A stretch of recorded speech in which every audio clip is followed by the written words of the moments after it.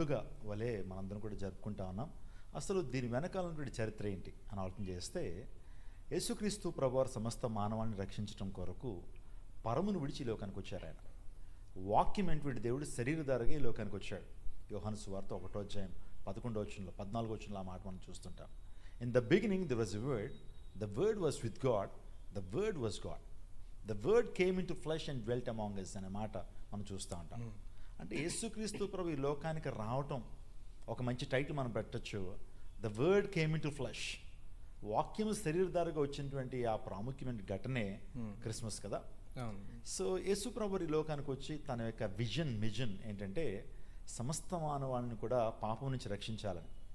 అలా రక్షించేటువంటి ఆ క్రమంలో ఆయన యొక్క మిషన్లో 12 మంది శిష్యుల్ని దేవుడు ఏర్పాటు చేసుకున్నాడు.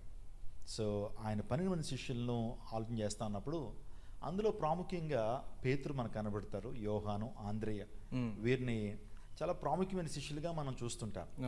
ఆ శిష్యుల్లో తోమా అనేటువంటి వ్యక్తి కూడా ఉన్నాడు, థామస్.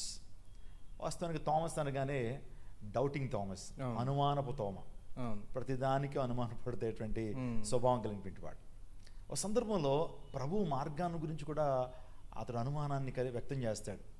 ప్రభు నువ్వు ఎక్కడికి వెళ్తున్నావు మాకు అర్థం కావట్లేదు, నీ మార్గం గురించి మాకు తెలియట్లేదు, ఏంటి నీ మార్గం ఏంటి అని అడిగినప్పుడు ప్రభు వారు అక్కడ సంచలనాత్మకమైనటువంటి ఒక స్టేట్మెంట్ని ప్రపంచానికి అందిస్తాడు తను అడిగిన ప్రశ్న బట్టే. అప్పుడు ప్రభు వారు చెప్తారు, నేనే మార్గమును, నేనే సత్యమును, నేనే జీవం, I'm the way, the truth and the life. ఆ స్టేట్మెంట్ ఇవ్వటానికి తోమా చాలా ప్రాముఖ్యమైనటువంటి కారకుడిగా ఉన్నాడు. సో వాస్తవాన్ని నేను చాలా షార్ట్గా మీతో మాట్లాడడానికి ఇష్టపడుతున్నాను. సో తోమా, అనుమానపు తోమా, ప్రభు యొక్క పునరుత్థానాన్ని నమ్మలేదు.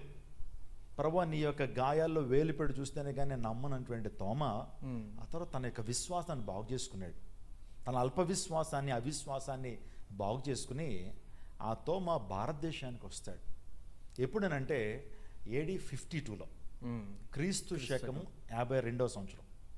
52వ సంవత్సరంలో భారతదేశానికి, సో కేరళ అనేటువంటి రాష్ట్రం ఉంది కదా, మలబార్ అనేటువంటి తీరానికి వస్తాడు. తీరానికి వచ్చిన తర్వాత ఆయన అక్కడ పరిచర్య చేసి 7 సంఘాలు స్థాపిస్తాడు. ఇది చరిత్ర, ఏ ఒక్కరు కాదనలేరు. సో ఈ చరిత్రను మనం అర్థం చేసుకోవాలి.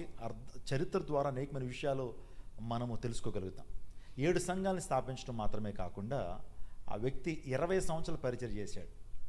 కరెక్ట్గా AD 52లో వచ్చాడు కదా. AD 72లో ఆయన చెన్నై, అంటే ప్రస్తుతం చెన్నైగా పిలువబడుతుంది, ఇదివరకు తమిళనాడు మెడ్రాస్గా పిలిచేవారు. అక్కడ ఆయన బళ్ళాల చేత పొడవబడి అనేక మంది క్రీస్తు విరోధులు, మతోన్మాదులు, వారు తోమా గారిని ఏం చేస్తే బళ్ళాలతో పొడుస్తూ చంపేశారు. చివరి టైంలో ఆయన ప్రార్థన చేస్తూ ప్రభు భారతదేశాన్ని రక్షించండి అని సిలువను ఆలింగనం చేసుకుని, అంటే కౌగిలించుకుని ఆ తుది శ్వాసను విడిచిపెట్టారు ఆయన.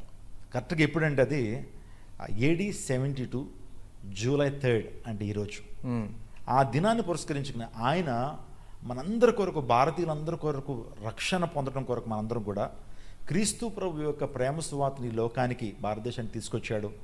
మన కొరకు హతసాక్షి అయిపోయాడు. కాబట్టి ఈరోజున క్రైస్తవ సమాజం, అనేక మంది క్రైస్తవ సమాజంలో ఉన్నటువంటి పెద్దవారు ఈ దినాన్ని భారతీయ క్రైస్తవ దినోత్సవంగా వారు నామకరణం చేయడం జరిగింది. ఆ రోజు